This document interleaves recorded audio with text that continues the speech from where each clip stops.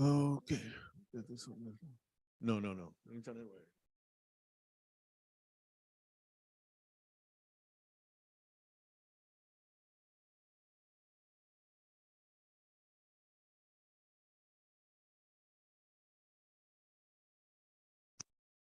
All right. Again, let me come back. Good evening. It's MQF, but with a twist. There's no music to it. There's no music to it. Because we had some audio issues and we still haven't been able to sort that out. We'll probably work on it throughout the night and probably throughout the week to make sure that we're good for next time. But our guest this week, we're supposed to have a conversation with Marjy Marj, and Marjorie is here promoting her new book. You know, Marjorie is an author and working on her new book. The book she calls Conversation About Race. I think it's a compilation. I haven't read the book yet. I must admit, I haven't read the book. I think it's a compilation of race conversations she's had with people who've been on her show, Humanity Chats. And so I would want to talk to her about that, and then the coincidence of it being released just before all the unfortunate stories that happened over in Memphis over the past couple of days. And we'll have a conversation with her. So I think Marjy is on.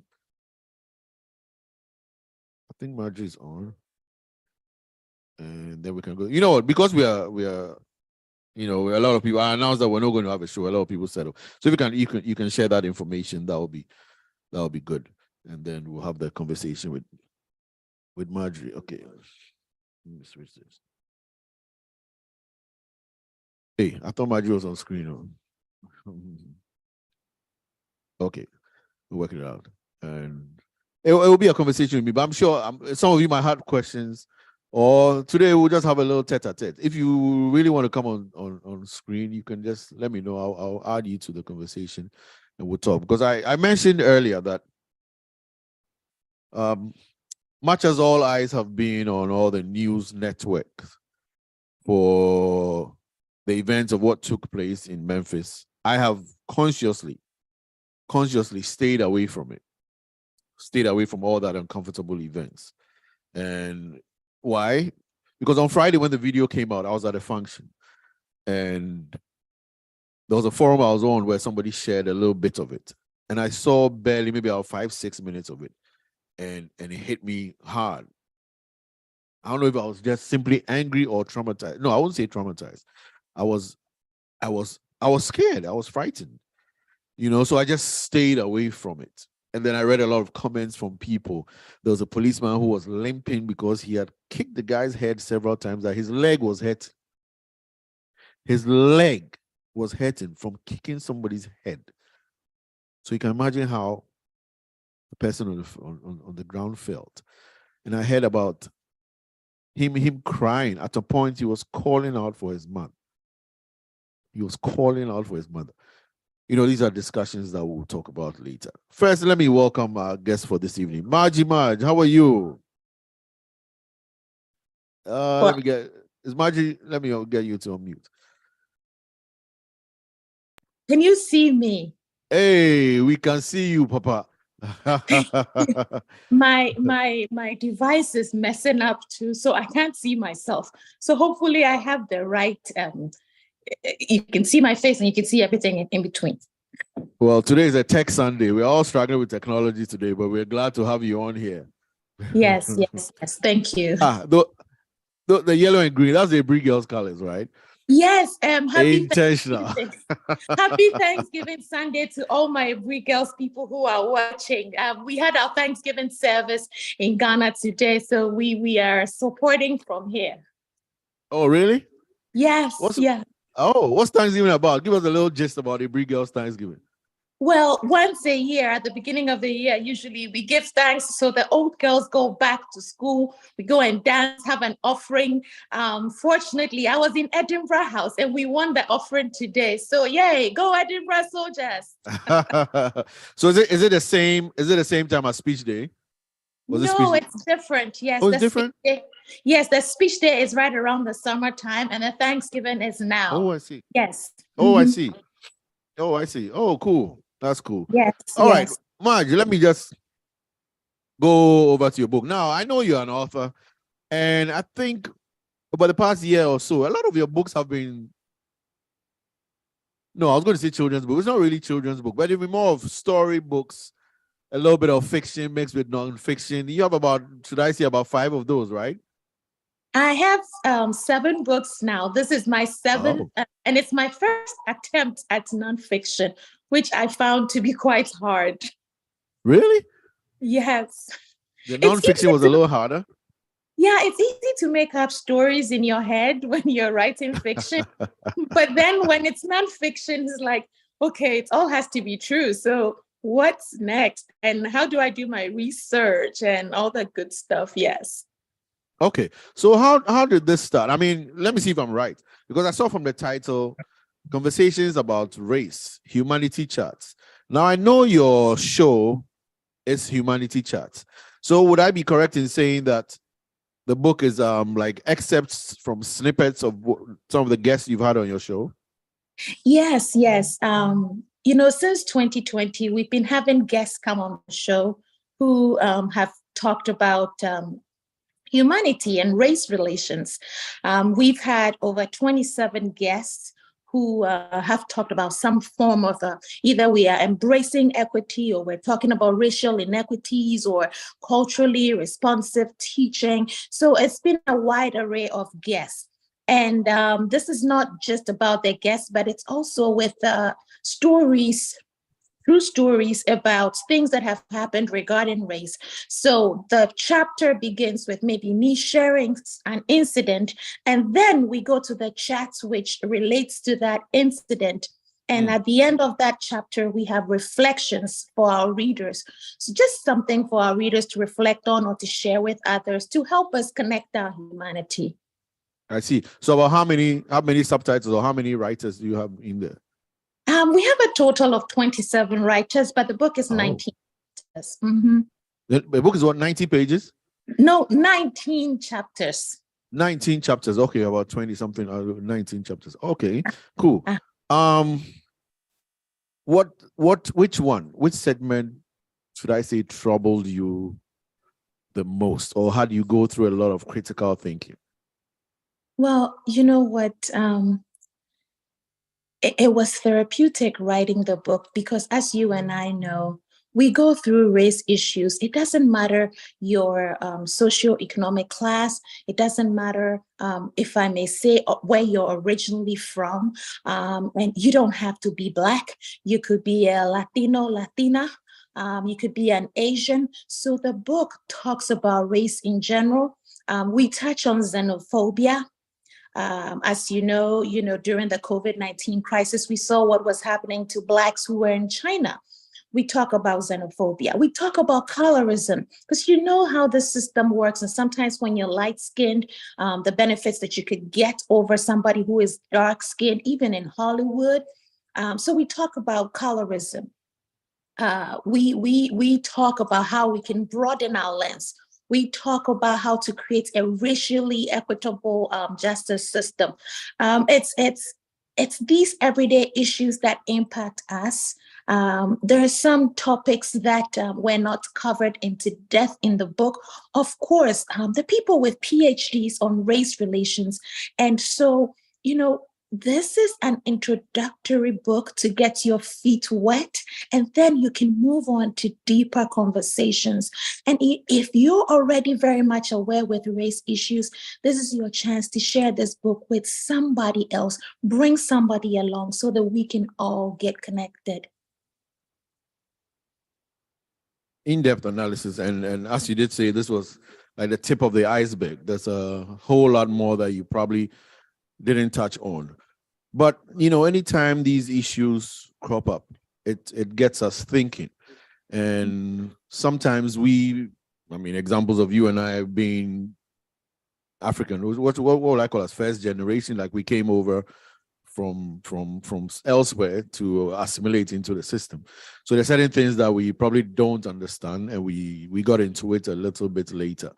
And I'll use myself as an example. I came here straight to study communications, and there was a class I was taking. I actually registered for that class because there are a lot more females in that classroom than normal. So I walked into that class, and it was something about African American studies. And anytime there was a question, I went to a very, maximum Caucasian college. And anytime there was an example related to African American, everybody would turn towards me. And very often I didn't really get anything. And that got me into studying intercultural communication, and that's a whole new chapter. But you touched on the colorism, and people who are of a lighter skin got treated differently from those who were darker skin, and there was the brown paper bag theory. So if you were darker than the paper bag, you got into. If you were lighter than the paper bag, you got into a better school than those who were. These were things that we learned about, and then we learned a little bit about race issues, which maybe growing up we couldn't experience. And then later down I remember writing my thesis on, it was the differences between African and African Americans. So we looked at it from a different angle. And my final chapter, when I was finishing, I was talking about, maybe down the line, the United States of America, a Black president could even become president. Little did I know, right? But then over the past years, we see a lot of the violence, And it gets to a point where we start to get afraid. And I see posts from people like you and others talking about women being afraid of what happens to their Black sons, and as they grow older. Were they real life stories from people you spoke to that came into your book? Yes, everything in the book is true. With our contributing authors, as we call them, they shared stories. It's not all their stories that made it into the book, but for example, the part about colorism was a conversation that I had with author Alicia D. Williams, who is the author of Genesis Begins Again. And that book won several awards. And she talks about colorism in her book. So during our conversation, she shared her experience with colorism because one side of her family is light and the other side of her family is dark, but she happens to be with the dark side of the family. So it was her personal experience and the tips that she offered that were in that chapter. I had an attorney who talked about the racial equitable systems. And so his experience in the courtroom is what informed him for our conversation. I had educators who had experience with what happens in the classroom. So these are people who either have expertise in race or they are of that maybe particular race. Because I had African Americans, I had people who were from Asia. So I don't know Asian history like I should. But if I have somebody of Asian origin and she's sharing about yellow peril, that gives you a window into Asian hate. I'm not an I'm not an expert in these things, so I benefited myself from having these conversations with these people who have lived the life. Now, you said something about us being originally from Africa and our African American brothers and sisters. I don't claim to know the pain of all African Americans. I know part of the pain based on the fact that my kid was born here and identifies as an African American. I know the pain of the fear of a mother, of a wife, of a sister when our males go out, and I can share from that angle. But I had preachers who had advice on faith when it comes to race. There are people who know the conditions and know the stories and know the history. And so they have shared with us. And my hope is that people from all races will be able to pick up the book. And if you're not familiar with these issues, you would realize that although we're different, we have similarities regardless of our origin, because we are all humankind. And maybe, just maybe, if this book is able to impact even 3 people, we have done our job. Did you have stories from people who requested that you don't mention their name? No, I did not, because the information has been made public, because it's on the podcast. And so people know already. And these are summaries, they're not the entire conversations. Okay, so you still have access. Let's say we read a snippet from the book. We still have access to the podcast to go actually see who this individual is who's speaking. Yes, you do. You can go listen. You can go back and listen to that episode, and you would have a more in-depth, should I say, you could grasp a little bit more of the conversation. This is introductory. It lets us know that this is out there. Our white brothers and sisters. It lets you know that there are people out there who are willing to broaden their lens, to help the next person to know more about the conversation. And, like I had former Congressman Trey Gowdy on the chat one time. His chapter is on unity. Regardless of his political affiliation, he just thinks that if you look closely, we all as humans probably have something in common. And so Mr. Gowdy's chapter talks about unity, and we're not being political. We're not talking MPP, NDC, Democrat, Republican. No, we're just being human. Well, I mean, we could go on various angles with this one, but I still want to keep it connected to the book. So you've been doing this show for, I think, 2 years or 2.5 years, Humanity Chats. Uh-huh. So when did it trigger? What was the trigger? What made you decide, you know what, although these stories are told and I have them in the archives and people can reach out to them, I need to document these and share to the world? What was the aha moment? Well, this is the thing. The podcast is there.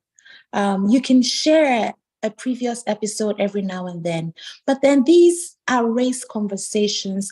So when it's condensed, it makes it easier for people to have access to it. Because mind you, on Humanity Chats, it's everyday issues that impact humans. So there are times that we talk about music, there are times we talk about fertility, other times we talk about cancer. It's not all our conversations that are based on race. And so this race is a very critical issue. There are some folks that actually think that race is no longer an issue in this country. And I've had so many of those conversations that I felt led to share this, just so that people would know that, yes, we do still have race issues, but there are people who are willing to work with you. And we should not close our eyes to that. We are fond of stereotyping, of being judgmental, and I am guilty of that. Sometimes I may give somebody a side eye just because I'm like, what is she talking about? We all do that. You go into a certain neighborhood and you're clutching your purse. We all do those things. So this introductory book would be a reminder just to let you know that, yes, all is not perfect, but we can try. The reflections at the end of the chapter will let you think back, okay, I'm Black, I don't have a white friend, or I'm not connected to anybody. Maybe I will try to reach out to someone. Or I'm white, the only person in my circle is Marjy. I need to double up, triple up. Let me go visit a Black church. Let me, or to learn more about Asian culture. You don't know why maybe Asians have a certain stance, but you don't know about the wars that they were involved in. You don't know their history in America. Learn about that. Learn why people tend to maybe disrespect Asians in certain environments. Learn about the Hispanic Latino culture. What is the difference between someone who is Hispanic versus someone who is Latino? Some are speaking Spanish, some are speaking Portuguese. Learn the difference. Don't think that every Hispanic is from Mexico. Just these introductory lessons into the different cultures. And of course, I cannot forget about my motherland. So I share the fact that I am Ghanaian American. And this is my perspective. Growing up, I saw things differently. I saw Black judges, I saw Black presidents. But then when I came to America, I learned about how representation matters and how these things do not come to you easily. I think for our African brothers and sisters, sometimes we need to learn certain things to appreciate that if somebody had not fought for us, we would not be able to go to the schools that we're going to. We would not be able to sit on the buses that we're sitting in. And so we have to show that empathy for our fellow African American brothers and sisters. So this book is really for everyone. And it was so therapeutic for me to write it. The genesis actually is from my previous book, Same Elephants, where four people from diverse backgrounds were friends, where two of them were stereotyped against, and they ended up going on a protest. That book came out in March of 2020. And that book was also the genesis for Humanity Chats because COVID happened. I wasn't able to go on the book tour and I wanted to talk about humanity, and that's how it started. So everything is connected. All the work is connected. It is very, very in depth on that. I could feel you getting a little bit emotional in there. But you're talking, and then I kind of remember. I think all of us have stories to tell connected to this. And I remember again my thesis, the differences between the African and African American culture. And I remember I had a roundtable discussion, and I allowed us to all open up, right? Open up, because sometimes you think until you hear people speak and you hear their story and you learn about their history properly. And then you find out whether you played a role in that pain, or is there an aspect of that pain that they go through that you have no idea about. And I remember some of the information coming out from my roundtable discussion that really, got heated. And those African American guy telling us that if there was a scale of preference in corporate America, you put Caucasians first, Africans next, before African Americans. And so we get it a lot easier than them. And you get people on the other saying, oh no, it's your country and you're not fighting enough to get your seat on the table. Generic ideas until you speak and you understand where they're coming from. So it opens a certain perspective or a certain thought that you had, that now you're getting deeper, getting an idea of who exactly you're dealing with and the pain that they go through. Now, this leads me to more current activities. As I did say earlier, we had already planned to speak about this 2-3 weeks ago, talking about it the week before Black History Month. And then events out of Memphis over the past couple of days have taken the race conversations to a different level. It's even made it a little worse now because in this particular situation is Black cops on a young African-American man. When you heard this for the first time, during the week, was there anything that came out from your book that was like a light bulb? Oh my goodness, this is what we talked about in the textbook. Not textbook. This is what we talked about in my book. I thought about all the stereotyping that goes on and how people tend to judge others before they really get to know them. And I think that stereotyping is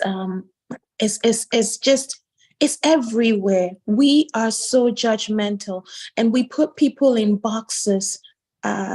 There were some things that did, some discussions that didn't make it into the book.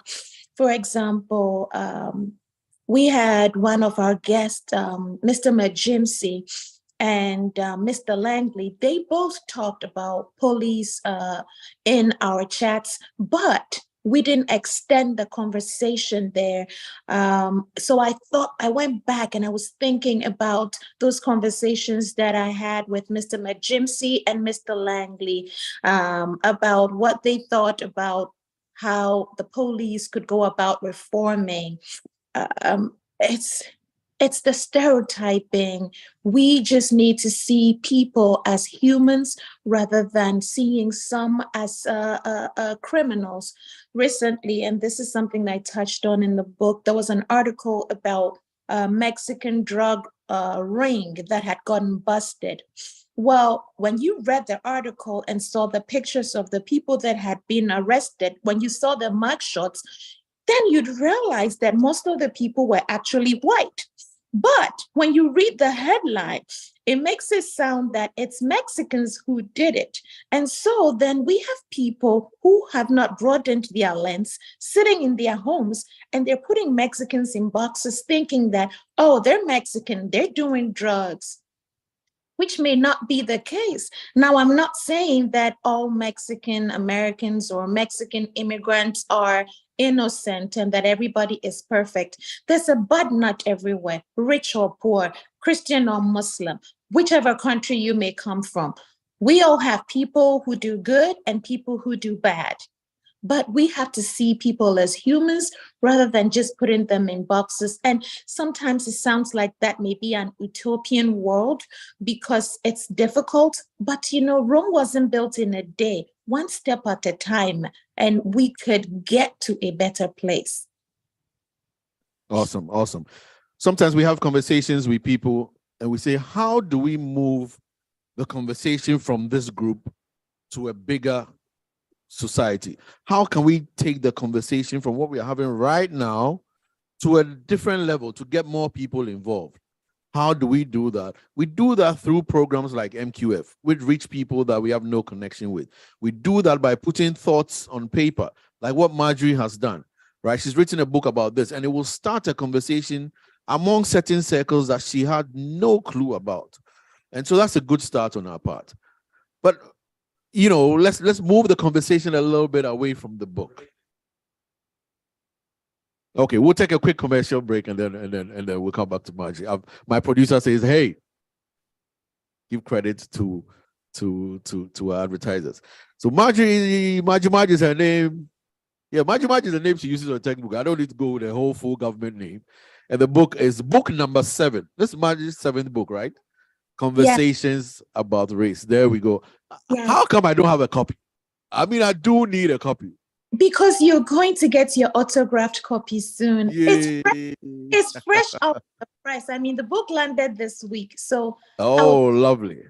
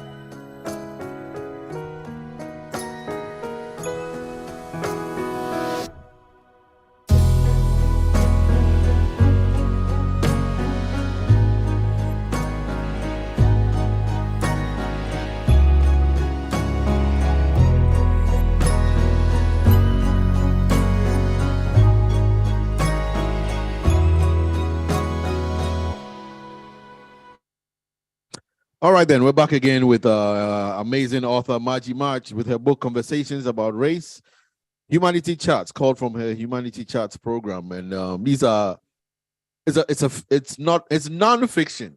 Means everything you're reading, it's for real. And conversations about race are conversations that we should be comfortable talking about.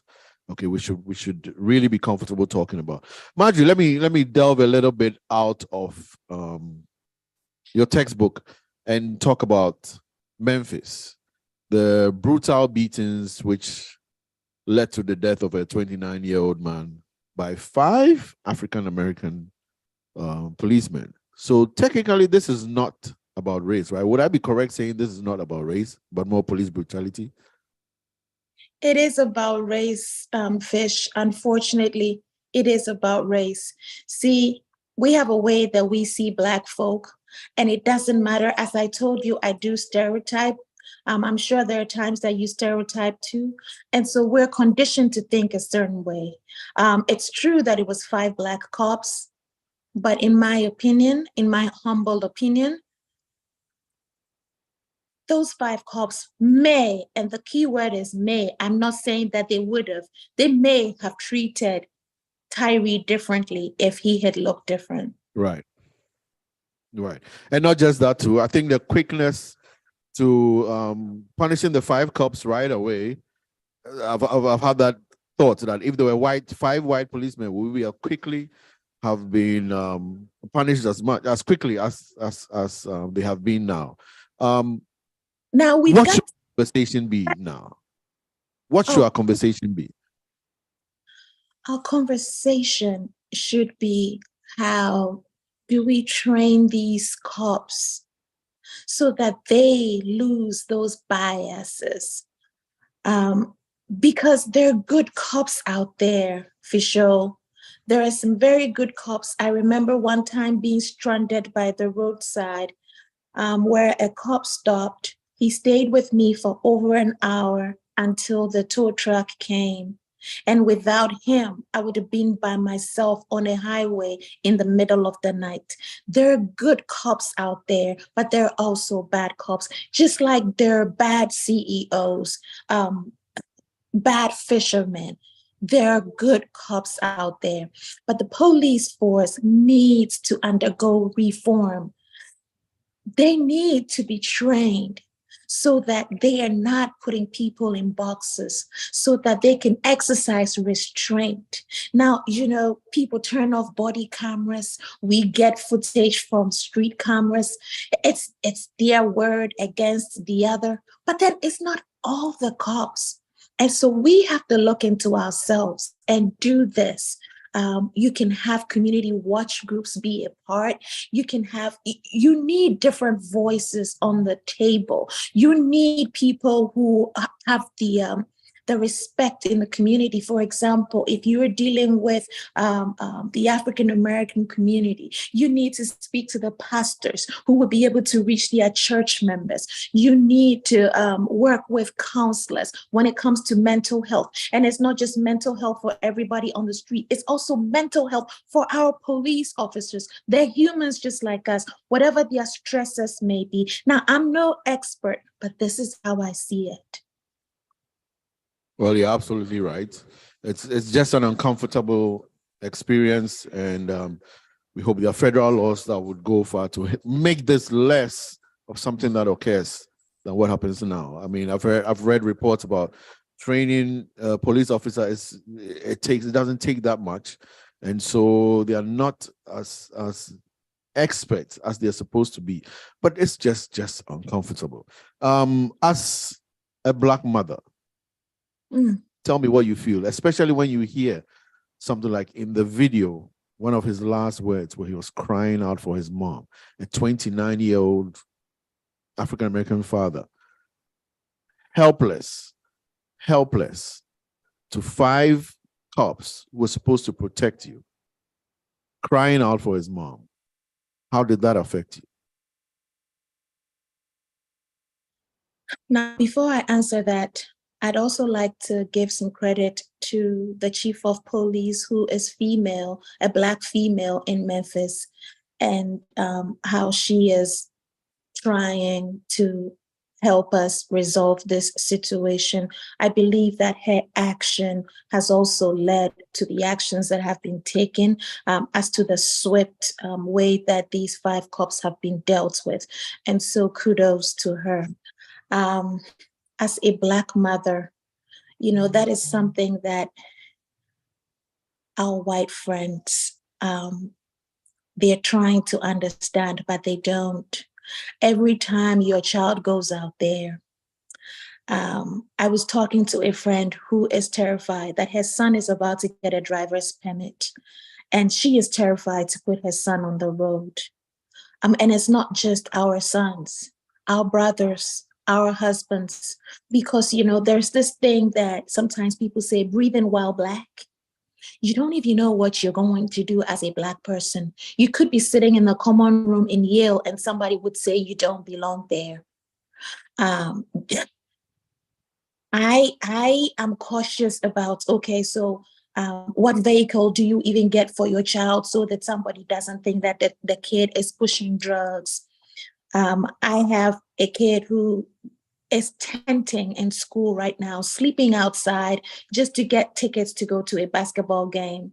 But every morning, because he has to leave his tent at dawn to get on a bus to go back to his dorm, I'm up and I'm texting. I'm texting to ask how your night was, but really, I just want to know how that walk to the bus is because it's dawn and you are walking by yourself to that bus. It is scary. And I talk about it in the book about, even kids. Look at Trayvon. He was just walking his neighborhood. Do we tell our kids they can't put their hoodie on anymore? So our men cannot just be themselves. It is terrifying, terrifying, terrifying. And one of our guests on the chats, her name is Michelle Stone. She talked about broadening your lens. And she gave an example that a white mother in Manhattan is the same as a white mother in a hut somewhere. A mother is a mother. Well, I'd like to extend that to say that a mother is a mother, whether you're a white mother, Black mother, brown mother, yellow mother, you are a mother. And so if all the mothers would see that we are all mothers and have the same empathy for our children, just like they will have that empathy for their own children, they can be a voice, they can be an ally, they can speak up because one person may not be heard. But if we come together as a group, they will keep hearing us. Oh, your representatives, get the laws passed. Teach your friends at church, in your Bible study group, in your book club, at your school, at your place of employment. One person's pain is another person's pain. And it's such an uncomfortable feeling. And sometimes you ask yourself questions like, okay, where should I move to next? Is there a state that is safer? Is there a country that is safer? For those of us who have made the choice to relocate and live here or to emigrate here, that our lives are here now, this is our life. These are our kids. These are our husbands. You tell your kid, do not put your hand in your pocket when you're pulled over. You have your license up on the visor so that you can tell the cop, I am reaching for my license. Do not put your hand in your pocket. These are things that we have to tell our kids so that they know better. But is it enough? Because, my friend, you could be sitting while Black.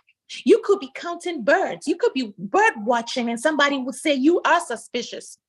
I mean, I have been stereotyped against. There are so many things that maybe I could have put in the book, but my goal was not to throw shade, but to share the important stories.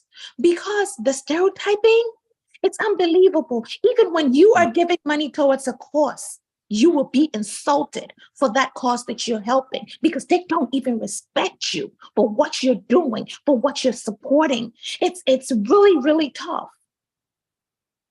Yeah. You described it. WWB, walking while Black. Nothing you can do about it. Even when you're trying to, your kid is going to school and they're buying a tire and he picks up a hoodie, then you panic. You're trying to tell him or her when to wear that. But like Marjy said, it doesn't matter whether you are Black, white, yellow, whatever. It is just, if together we can cry the same cry, we can send out the same message that this is just not fair, will the narrative change? I mean, what's the difference? What is the difference? A 29-year-old child or a 29-year-old man is stopped by police. He's kicked in the face at least 13 times. He is kicked in his side several times. He's kicked in his head, receiving punches on his head and his chest and striking him with a baton. And it doesn't hurt because he's black. Would it hurt him differently if he was white? So if together we could come and just say, this is not right. That's not how a human should be treated, not because of the color of his or her skin. Maybe our story will be told different. And that unit, what's that unit called? It was called Scorpion. Yeah. Street Crimes Operations to Restore Peace in Our Neighborhood. Scorpion. You're supposed to restore peace. This is peace. This was peace. It's being pepper sprayed. All because you're supposed to be what? What was he doing? Supposed to be driving recklessly? It's a mindset. So reckless driving ends up in your death. Street crime operation to restore peace in our neighborhood. Scorpion. And I hope we should be disbanded right away. Because if this is their goal, then what's the point? It has. It's been dissolved. This is pathetic, and this is yes. This yes, is, Marjy. But a young man goes around shooting African American members of a church, and he's fed before taken to jail. The treatment. But if it's a black man, they're suspicious. I mean, what did Ahmaud Arbery do to deserve what happened? And I'm not saying that everybody is innocent, but why should people have to fear for their lives? Now, this is the thing. If you are conditioned that the police might shoot you without questioning you or giving you the benefit of the doubt, when they call your name or when they pull you over, you run. Sometimes that is what happens. It may be for a petty offense, but you are thinking that you're about to die. And so you want to escape. Sometimes we have to put ourselves in the shoes of people. And I'm taking it, God rest Tyree's soul, but I'm taking it to our classrooms. To our young Black kids who may be underperforming in the classrooms, and they're coming from housing projects that the materials used to build those projects were probably not quality materials, or even if those were quality material, there's probably some kind of lead in the water. Now, I'm not saying that is what happens with all housing projects. I'm just giving an example. And so if you're drinking water and it's not quality water, it's probably affecting your brain. And so you can't read at your grade level. And somebody is blaming the people from that race that they're not smart enough, but there are stumbling blocks. There are things preventing them from moving to the next level. Or you live in a neighborhood and the people that you see there, you probably want to grow up and maybe be a pimp. You don't have those role models. You don't have those mentors. And so it impacts your trajectory. We are so quick to point that finger at people and say, oh, this person is ghetto or this person is so. But look at the history. Look at what kids are surrounded with. Now, there are people that may come from hard circumstances and make it out. But it's not many people who make it out. And so it's up to us to actually be mentors. Find that underserved school district. Be a role model for someone. Show them that there is a possibility to their life. There is so much work for all of us to do. Yeah. We're tired of marching. Just worn out. It's just, this is about a second, at least that I know of Black men calling for their mamas as they head to their graves. It's just too much. And you talked about the police force getting more training, and I agree. I remember teaching a class a couple years ago, and there was a student giving a presentation. I had my class, I think that year, we had maybe about 30 Caucasian, 70 African Americans. And there was this Caucasian student telling us a story about how effective and kind-hearted the police can be. And he gives a story about him going to Baltimore and being stopped by the cop. And he was above the drinking limit, right? And so the cop made him drive home and followed him all the way from Baltimore till he got home in Columbia, Maryland. There was silence in the classroom. Unbelievable. Unbelievable. And I'll give you one guess why he got away with stuff like that. I don't need to mention. Somebody's asking, if a white policeman took care of his own, why couldn't the 5 African-American policemen take care of their own as well? It's a long story, and I think Conversations About Race by Marjy Marj, Humanity Chats, will certainly lead a lot of people, if not just us, on a conversation about race and a whole lot more. So thank you very much for bringing this out with your 7th book. We're looking forward to get it. Just tell us again where we can get copies of your book. Well, Conversations About Race is available everywhere books are sold. You can check with your independent bookstore. If they don't have it, they will order it. You can check at bookshop.org. And of course, you can go on Amazon.com. The Kindle is out at a special price of $2.99 now. And so if you're in a hurry to read it, you can just buy the ebook, and you can order the paperback as well. That is also available. Now, the thing about this book is our authors, our contributory authors, also chose nonprofits who will benefit from the sale of the book. And so some of those nonprofits are Alianza Spartanburg, I Am Your Neighbor's Books, which was chosen by Pius Ali, Books and Bros, which is a young African-American boy out of Atlanta who's promoting reading amongst the young people. Hub City Writers Project,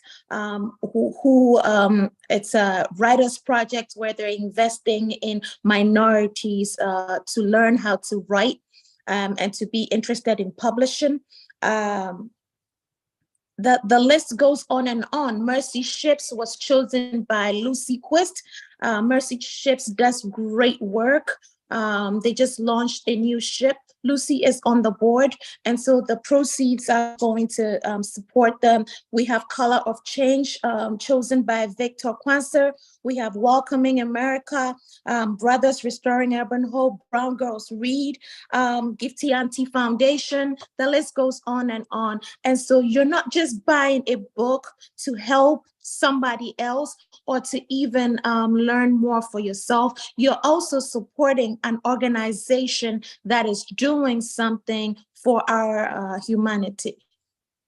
Awesome, awesome. And for book number 8, MQF Inc. will be part of those ones. I was waiting for it to land first. Thank you very much. Very important. It's very important. And there are other projects in the work. No doubt about it. MQF is doing, especially with the orphanages and all the good-hearted work, hasn't gone unnoticed. Mind you, we've had several conversations on humanity. No doubt about that. Yes. Marjy, yes. Let me add something. Maybe you don't even know, but this morning I went to Amazon to check out your book, and then I noticed it's number 1 in general sociology of race relations. If you don't know that, let me tell you first that that's where your book is. This afternoon I saw it. It's the number 1 rated book in general sociology of race relations. So congratulations. Thank you, Fisher. Thank you so much. It is God's work, and it is also the support of guys like you. You have been such a constant support.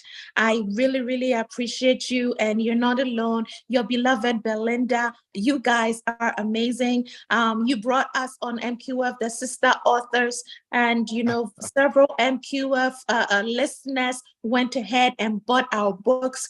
Thank you for showcasing us, for showcasing our work, and thank you for choosing, despite technical difficulties, for choosing to talk about this very important time in our lives. And thank you for respecting Tyree, and also for your good hearts, Fisher. Oh. I'm glad you wrote down everything I told you to say about me. Thank you. I know it's some of it was a tough conversation to have, but your passion seeped through. I mean, you really let it go and spoke exactly what you felt.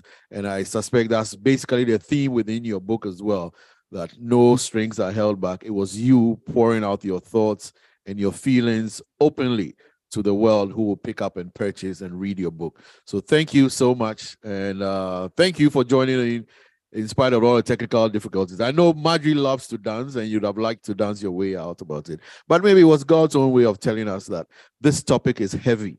This topic is deep.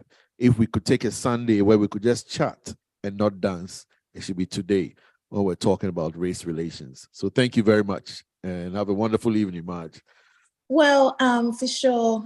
Thank you so much. I just also wanted to say that for everybody who is buying the book, once you finish reading, please give it a rating. If you're not able to write a review, at least give a rating, because when you do that, then other people get to see the book. It gets recommended in their feed, and we have more people purchasing and learning more. And together we can do good. And so thank you so much.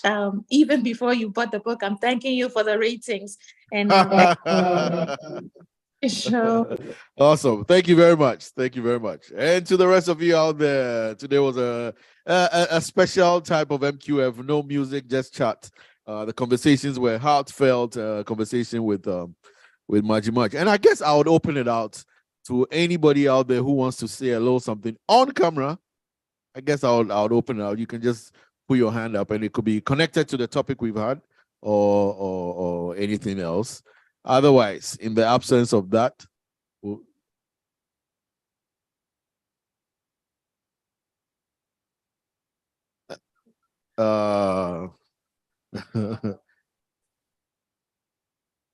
well, my producer is speaking in my head. You just give us a commercial break and then we'll have a conversation about this. Yeah. When Belinda is speaking through one ear, somebody speaking through your eye, I'm just thrown overboard. So.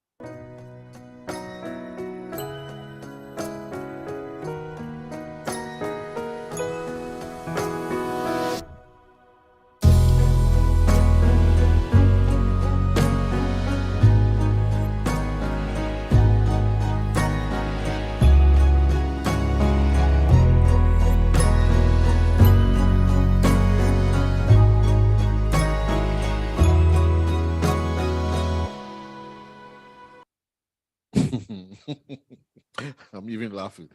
I mean, there are a lot of conversations and suggestions I get behind the scenes whilst this whole show is going on. But wipe your head is shining. It's really not one that I expected to hear this after Belinda. What's wrong with my head is shining? It's like the very first MQF show I did, right? April, whatever it was, 2020. I like I said, I had no clue what I was doing. I just came on to play music and I was wearing a green t-shirt. Then my stomach was out there. Immediately the show ends. Everybody's got Charlie for show, nice show. This Charlie for do a game. Belinda comes. You have to go to the gym. Everybody has their little thing that they choose when they are watching anything. What's wrong with my forehead today? Really? It was fine. Okay. Anyway, I just want to know if there was anybody who had anything to say related to Marjy's presentation or any contribution or any question to ask. You could do that whilst so she could answer while she's still around before we have further conversations about the MQF show itself. I don't know. There was a hand up, but suddenly my screen is gone. I don't know. Is it related to? Is the book? Oh,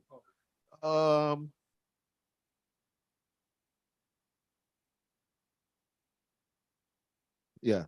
Okay. I think Akosia had a hand up. Let me see if the video is on there. We could add her to that, and then Ninette also had one later. Yeah, Akosia, did you had a question?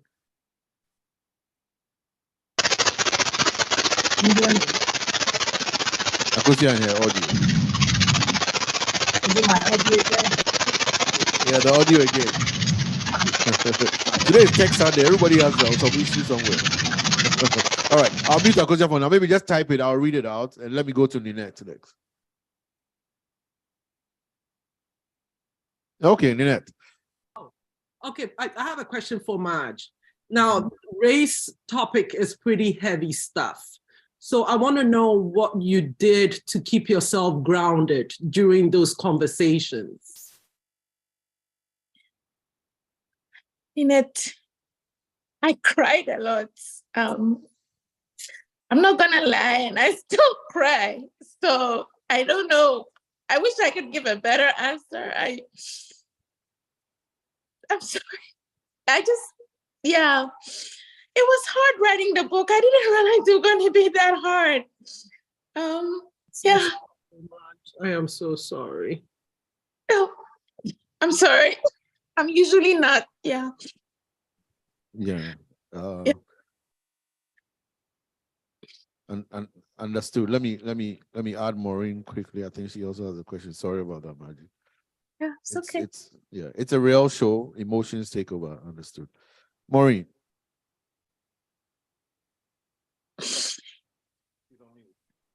Yes. Yes, I was going to ask the same question, but since you said you'd be crying, it's very deep and heavy. But I want to say from once upon a time, a Dansuman person to another, thank you so much for what you have no idea the lives you've touched.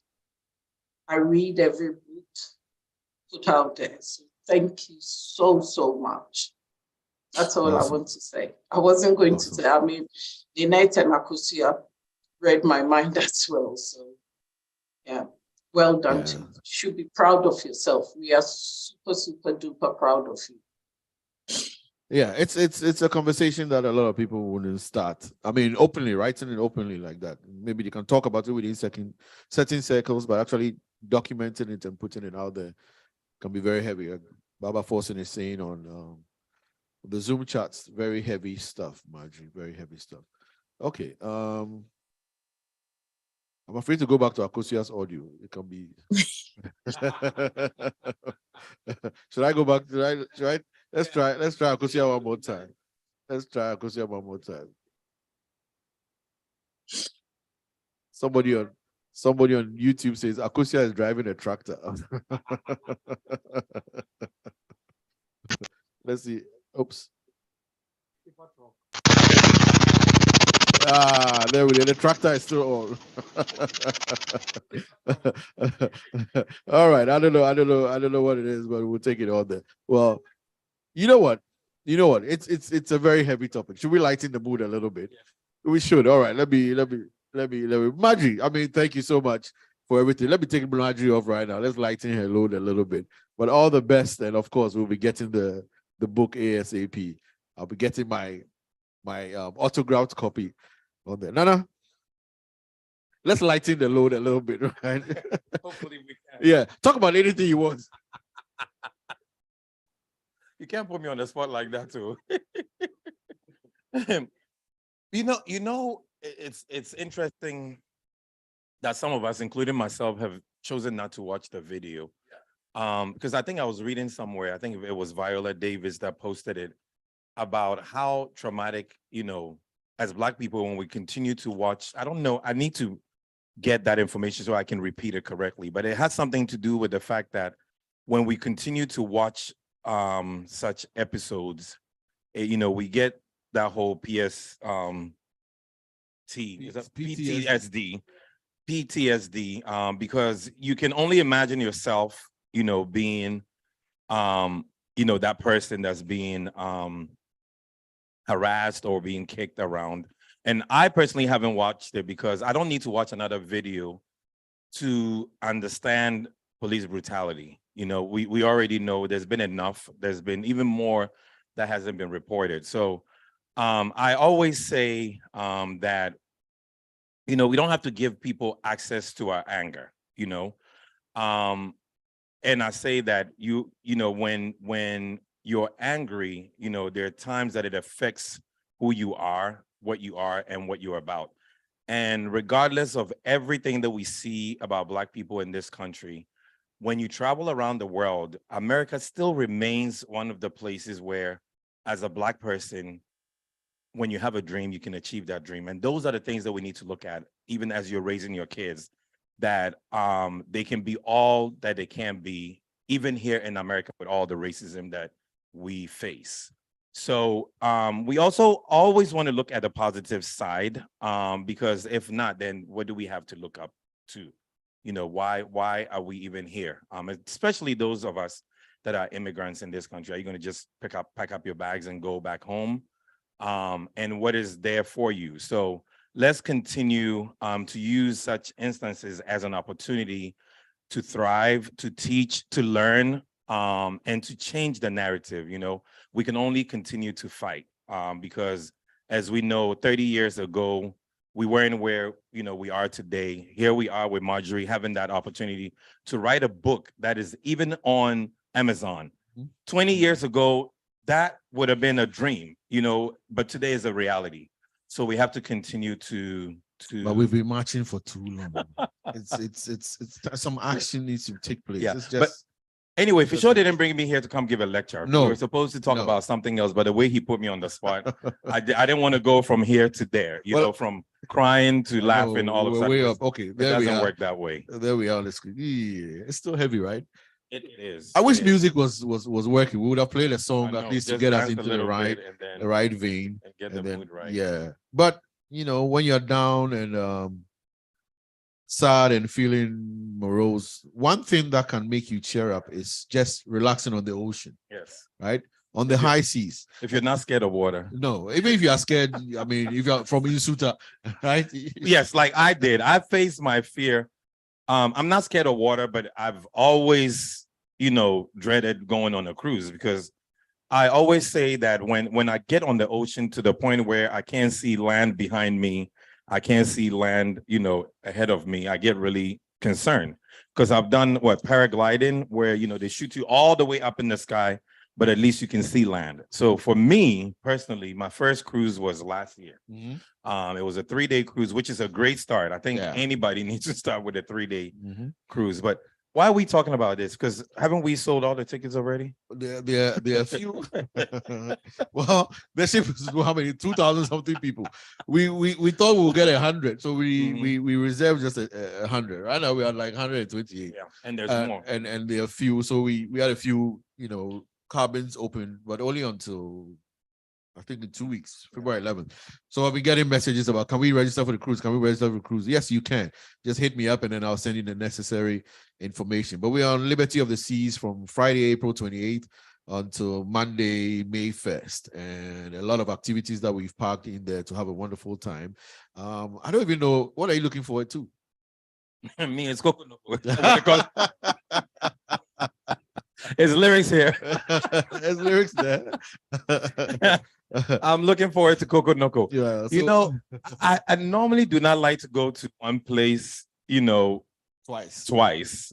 Because I have a list of countries and places that I'm always checking off the list. I think besides Ghana and London, I don't want to go to the same place twice. But it was a great experience and it was very quick. I just realized how quick the whole weekend went. Yeah. We were never in our rooms. No. You don't even have the need to be in your room. Yeah. So much to do, and I don't think we even scratched the surface. I tell people all the time that when you're booking a cruise, your room, choose whatever room is comfortable for you. You would The only thing you will do in your room is sleep, Mhm. and you will sleep late and you wake up early. Yeah. Right. So it doesn't really matter where you stay. It's the activities on the ship and off the ship, and time just flies. But it's a wonderful, wonderful experience. And yeah, we are not doing a 5-day or 6-day cruise. Those are nice as well. But because we have a feeling a lot of people, this will be their first cruise. We're doing just a 4-day, 3 nights, Friday to Monday. You know, we leave Friday 4:30. We are back Monday 6 a.m. Well, the ship docks at 6 a.m., but you get out 8, 9, 9, 10. yeah. You want your last breakfast and just relax on there. But sometimes they're kicking you out. Let them go. We'll come You back have later. to turn it. Yeah. Yeah. So it's a fun experience that we are looking forward to that. And then right after the cruise, we're back and we're heading to London, England.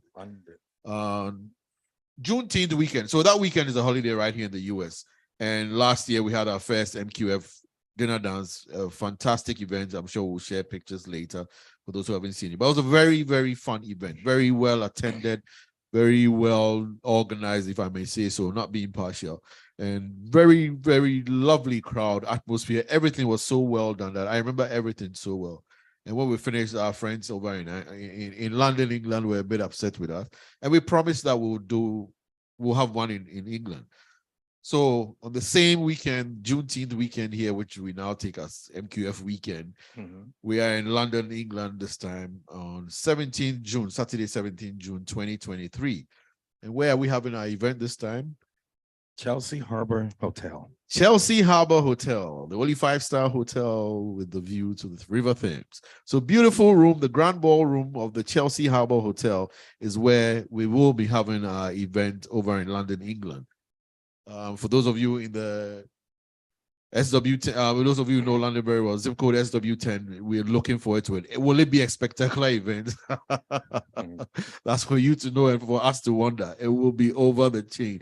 Oh, Jackie Johnson, that's a walking distance from you. Oh, we'll see. Yeah, Jackie, we'll be calling her heels. Yeah, I know. Be calling you. We're heading over to the Chelsea Harbour Hotel. So Jackie knows there very well and can tell you about it. And we know it's a fundraising charity event.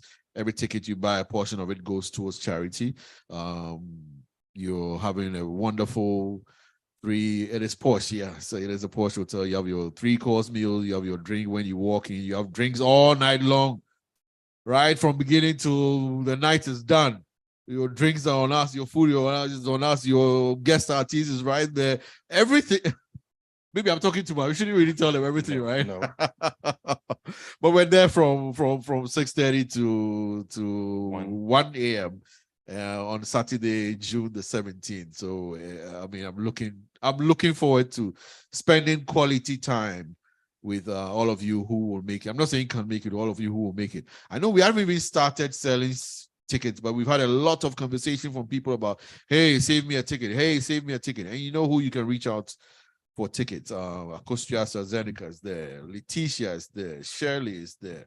Ivy Rose is there. Yvonne Bampo is there. Who am I? Maureen Arthur is there.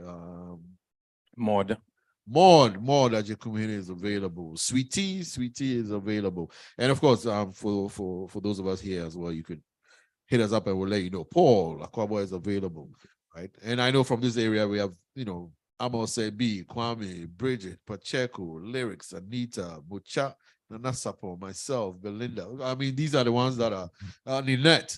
These are all confirmed. Those of us are all going. So it's going to be a wonderful time for all of us to get together and it will be good. It will be good. I'm looking forward. When will tickets be on sale? As soon as this show is over, you can start getting tickets from any of the London squad. You can hit them up right now, and then they will keep you up to date. And then December we are back again in Accra for Nyamidua Children's Home. Belinda's at 8. Nyamidua Children's Home. Funds we are raising throughout the year. It's towards that organization, helping them out. It's there's quite a lot of work that we want to do for them, a nook we want to build for them for academic purposes to help in the process of increasing their self-esteem. We are setting a certain target that we don't want to overpromise. So we're not setting extreme targets that cannot be reached. We were setting goals that we can reach and able to support them. So this was our first gathering with at the Nyamidia Foundation. That was Nyamidia Children's Home. This was in January 3rd, I think, 4th, January 4th, 2023.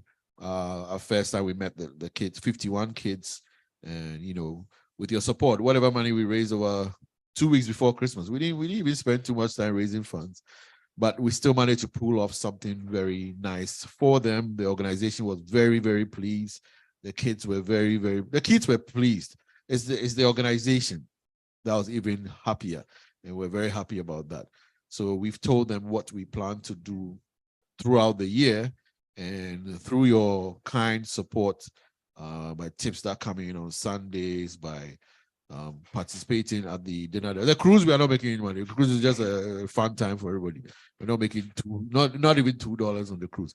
But the dinner dance, if we can, it will be a fundraising event. Whatever we raise from that will go towards supporting the orphanage, the Media Orphanage.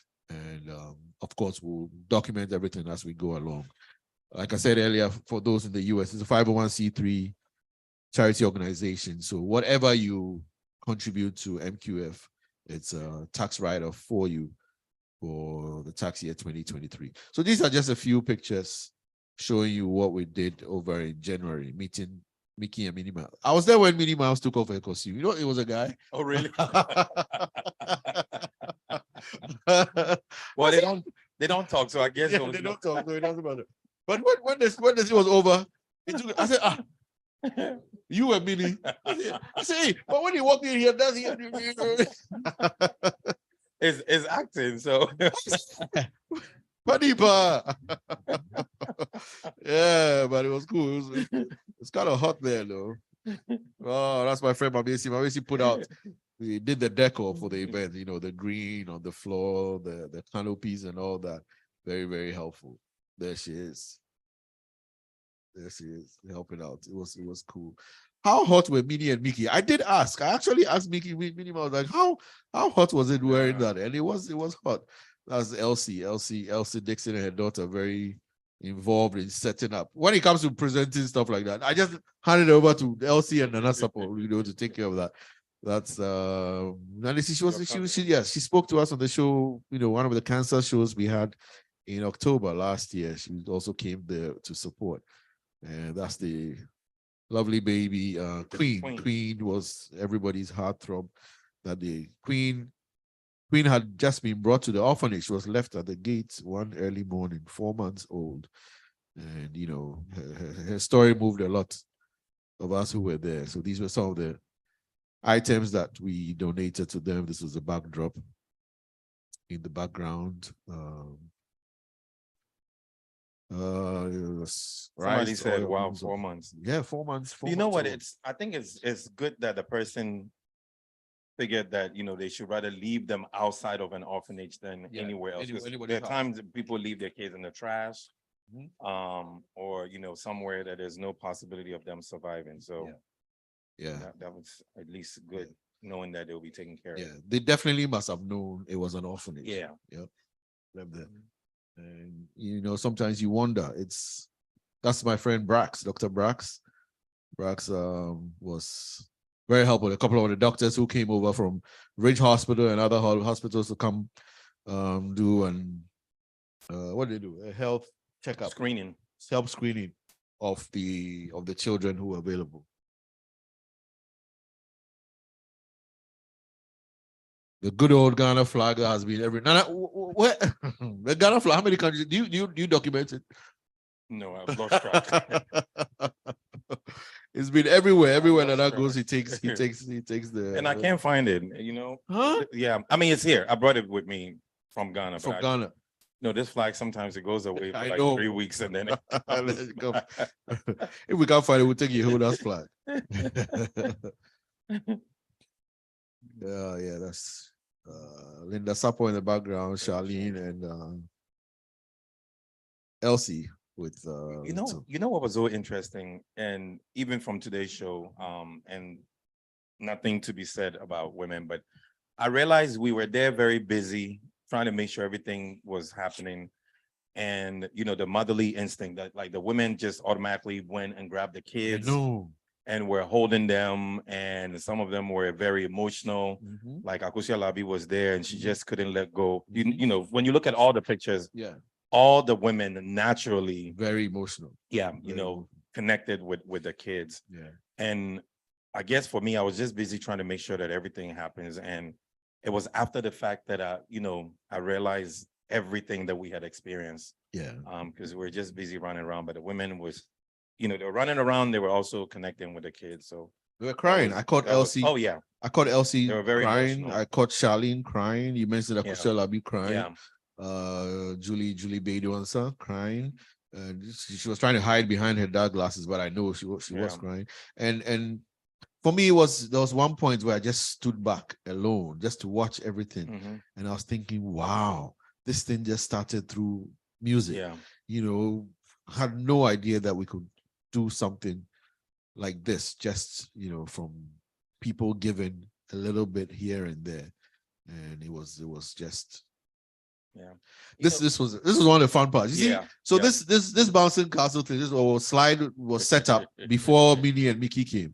So as soon as Mickey Mouse and Minnie Mouse walked in, there were some of the kids that they would look at this picture, and then they will look at Mickey and Minnie, and then they will point like, "What?" They came to life. It was just too cool. Nana had just made the announcement that, okay, so some of you can play on this one, and then others, straight away, they just zoomed away. And there was no sadness, you know, and I guess that's why, you know, I was speaking of, you know, the ladies making that deeper connection, because the kids were just in heaven, you know, they were just having a great time. They were just like any normal kid that probably went to an amusement park. There was nothing to be sad about. It was a celebration for them. But I guess when you think about all these kids with no, I guess, parents, that's where all the sadness. What age is the oldest child? I can't process the fact that they leave at 18. Yes, it's 18. 18 is the old age. And that's it. So start as early as, I think Queen was the youngest, right? So 4 months, and the oldest is 18. And from 18, they graduate and move on. And they're like one big family. That's what, you know, the older kids took care of the young. It almost felt like they all came from, you know, one family. You know, there were no differentiation. They were very, you know, there was you know, you could tell very together. Very together. The only thing that I kept on thinking about was, you know, puberty. Like when the girls, the house is small, right? So when you think about it, the activities that we get involved as teenagers, you know, being realistic, you know, all these boys running around, you know. I didn't go to the sleeping quarters, but Elsie did. So they had like a girls' dorm section. And the boys' dorm. But I mean, when you think about boarding house, you know, and all of them. So that kept on going through my mind, like at that stage, how do they manage that? How do you keep them in check? Maybe that's why they leave at 18. Well, by 18, I'm the bad one here. By 18, by 18 is too late. You would have done what you know, but that kept on going to my mind, because when I looked at the girls, you know, at that age, and I look at the guys, and I'm like, wow, and they're not siblings, right? So it's not your sister, you know, but like that kept on going through my mind. That's what kept on going through my mind. That wow, maybe they'll meet other people in school, because they go to school, right? They come here, they come home to sleep. But the convenience of having the convenience. We're not being recorded on any show, right? Like, this is fine, right? We are still on YouTube. Are we still on YouTube? Oh, shoot. Okay, I'll edit. Sorry. We're still on YouTube. I think we are. But we haven't said anything wrong, have we? Yeah, everything is realistic. Yeah.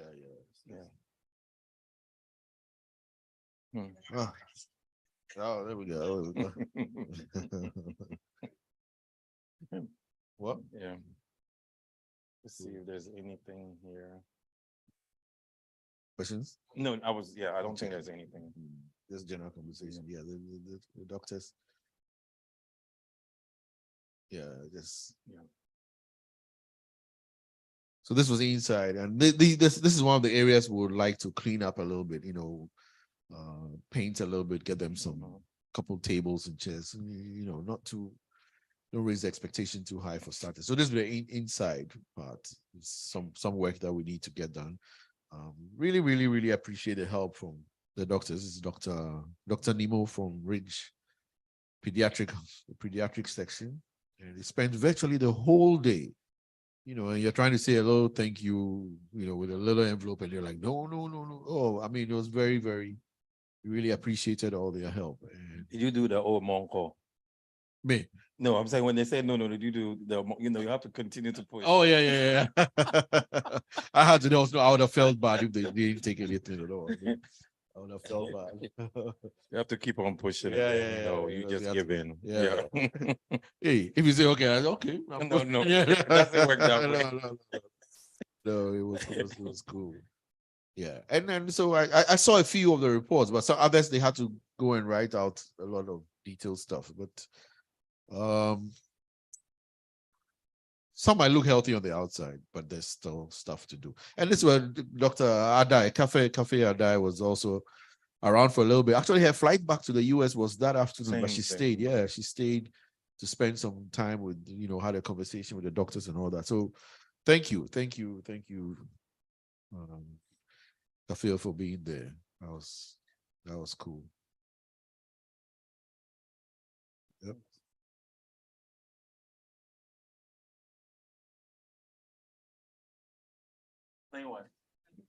No. It was a whole day affair. We were there from what, 9 to about 4? Yeah. You left late. Yeah.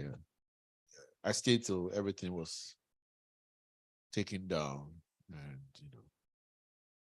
that's what made me realize how much work the decor people had done. When everybody's going, they have to Yeah. I said, oh, I thought all this was here. No, they brought everything. And he also give me a visual idea of how much, if we're going to help, what we can do. What we can create in certain sections, what we can paint. I mean, I don't anticipate we are breaking down structures, no, but we can make it look cleaner. We can make it look, befitting of what we intend to put our name across. So our goal is to help a charity for a minimum of a year, maximum of 2 years, and then we move on to yet another charity. No, it's new sets. Yeah. Okay. So for this year's media, and hopefully if we can do what we expect to do by the end of the year, we'll start interviewing other charities in the third quarter of 2023, and then make a decision either for 24 or for 25. So the first, went to the health screening in the morning, and then they went through the reading session later in the afternoon, and then we had lunch a little bit later than scheduled, but it came up all well. And this is where we were very impressed with how well they read, how attentive they were. Yeah. So this gives you an idea of what we did this Christmas and what we intend to do at the end of the year after activities. So it will be basically for this year, 23 is a cruise, is a dinner dance, then it's a charity. 24, we know we'll have the dinner dance and then the charity again. We'll see what we'll do. Are we doing this in Accra or we're coming back to the US? That will make a decision. We'll make a decision collectively as an organization later on. But thank you, each and every one of you, for all that you've done for us and continue to do for us. Okay. All right.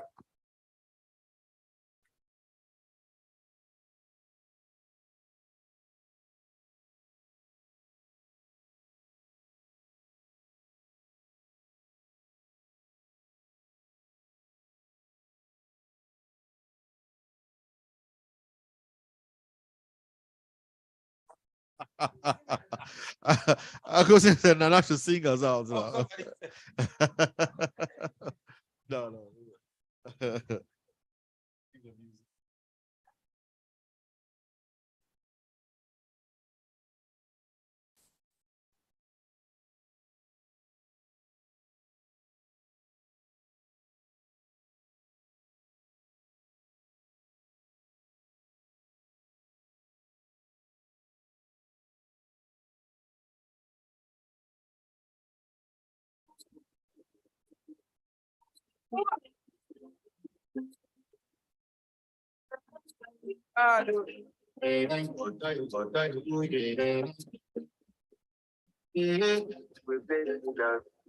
I want to flex my love.